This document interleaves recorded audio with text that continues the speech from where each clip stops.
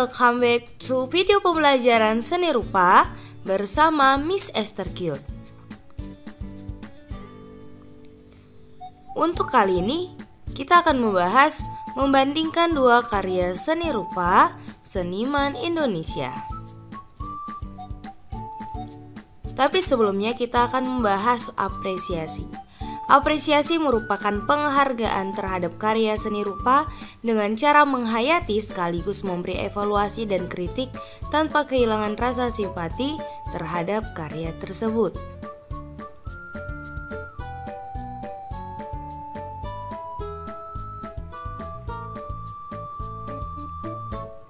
Yang kedua, kita akan membahas sejarah dan tokoh-tokoh seniman seni rupa Indonesia. Sejarah seni rupa Indonesia adalah bentuk pembabakan perkembangan seni rupa Indonesia modern dan terdapat beberapa pembagiannya. Pertama, masa perintisan, yaitu Raden Saleh Syarif Bustawan. Keluarga bangsawan pribumi mampu melukis gaya barat, dan gaya lukisan yang dia gunakan yaitu natural dan romantis. Mendapat bimbingan dari pelukis Belgia dan pelukis Belanda. Beliau berkeliling dan pernah tinggal di negara-negara Eropa.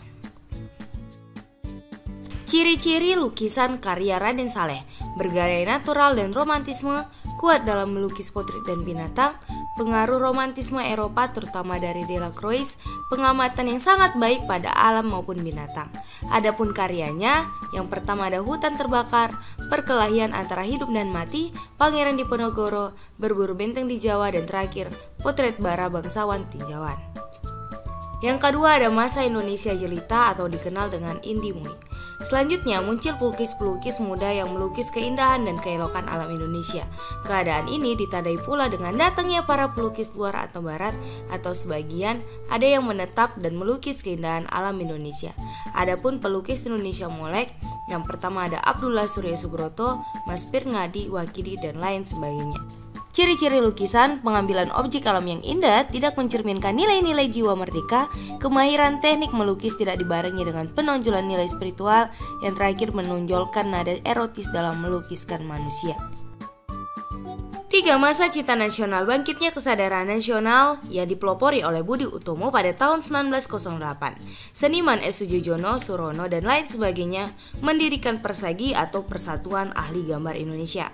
Hasil karya mereka mencerminkan mementingkan nilai-nilai psikologis, tema perjuangan rakyat, tidak terikat kepada objek alam yang nyata, memiliki kepribadian Indonesia yang terakhir didasari oleh semangat dan keberanian. Karya-karya seni lukis masa Persagi antara lain ada karya Agus Jajasumita, ada karya S. Sujojono, dan terakhir Oto Jaya. 4. Masa pendudukan Jepang atau Kimin Bunka Shidoso. Yang pertama, cita Persagi masih melekat pada para pelukis serta menyadari pentingnya seni lukis untuk kepentingan revolusi. Yang kedua, pemerintah Jepang mendirikan Kimin Bunka Shidoso. Lembaga kesenian Indonesia Jepang ini pada dasarnya lebih mengarah pada kegiatan propaganda Jepang. Yang ketiga, tahun 1943 berdiri Putra Pusat Tenaga Rakyat dengan tujuan memperhatikan dan memperkuat perkembangan seni dan budaya, khususnya dalam seni lukis yang dikelola oleh S. Sujojono dan kawan-kawan lainnya. Hasil karya mereka mencerminkan melanjutkan cerminan dari masa nasional.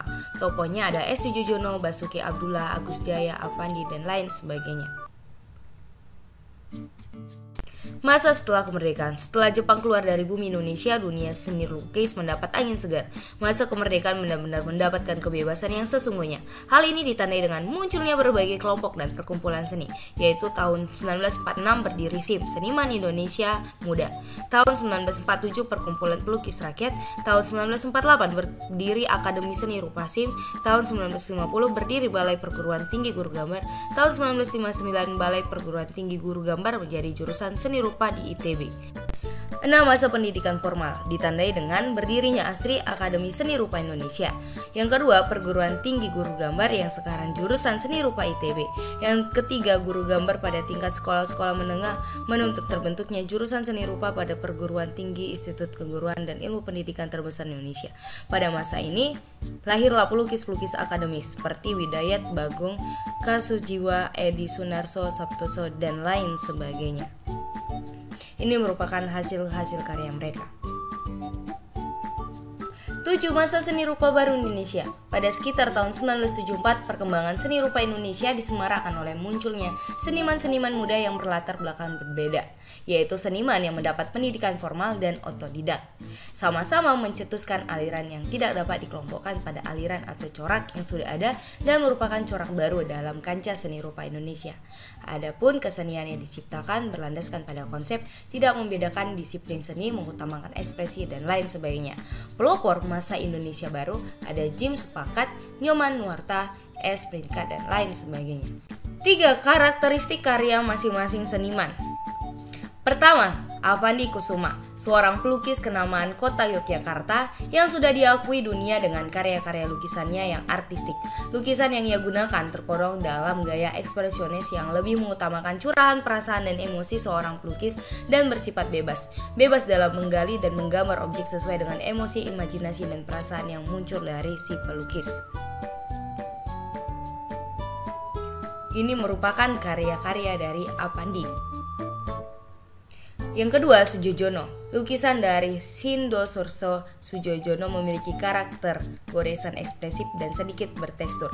Goresan dan sapuan bagai dituangkan begitu saja ke kanvas. Karya lukisannya banyak bertema tentang semangat perjuangan dan tentang pemandangan alam, bunga, aktivitas kehidupan masyarakat, dan cerita budaya. Sujojono menggunakan aliran ekspresionisme, realis, dan moody indie. Ini merupakan lukisan karya Sujojono. Ketiga, Agus Jaya. Agus Jaya merupakan seorang seniman pelukis yang punya ciri khas unik dan berbeda dengan yang lain.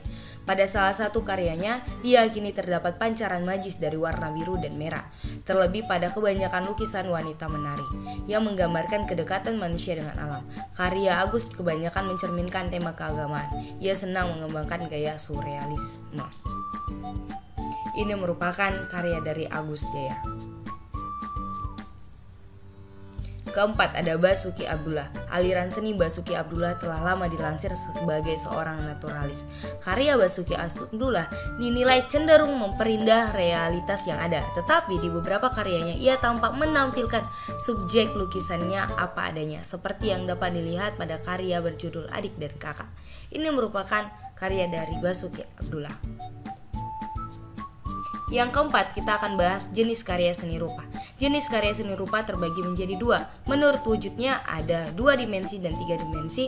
Menurut fungsinya ada seni rupa murni dan juga seni rupa terapan. Seni rupa menurut wujudnya.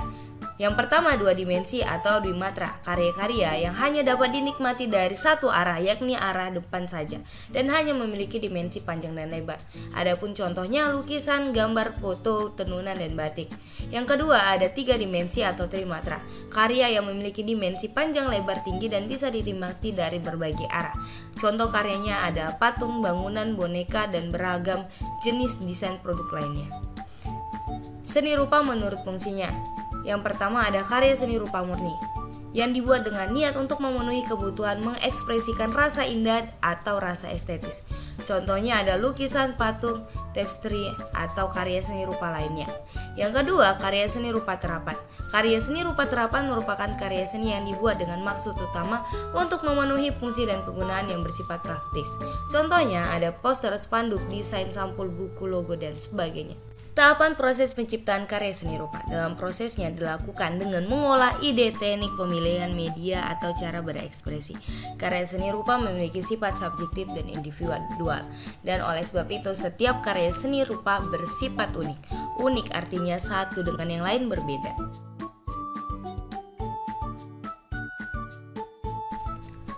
Proses penciptaan karya seni rupa. Yang pertama, menemukan ide atau gagasan. Yang kedua, mengembangkan atau mengolah ide gagasan menjadi tema pesan. Yang ketiga, tahap merealisasikan ide gagasan dengan pemilihan medium. Dan yang kedua, pemilihan teknik. Nah, membandingkan dua karya seniman Indonesia berbentuk sederhana, yaitu hanya membandingkan unsur dan prinsip. Tahap membandingkan dua karya seniman Indonesia dengan menggunakan unsur dan prinsip seni rupa. Ada 3 tahapan. Yang pertama, tahapan persiapan. Kedua, tahapan pelaksanaan. Yang ketiga, tahap menarik kesimpulan. Sekian materi kita untuk hari ini. Jangan lupa untuk subscribe, like, komen channel ini. Sampai jumpa pada video pembelajaran lainnya. See you!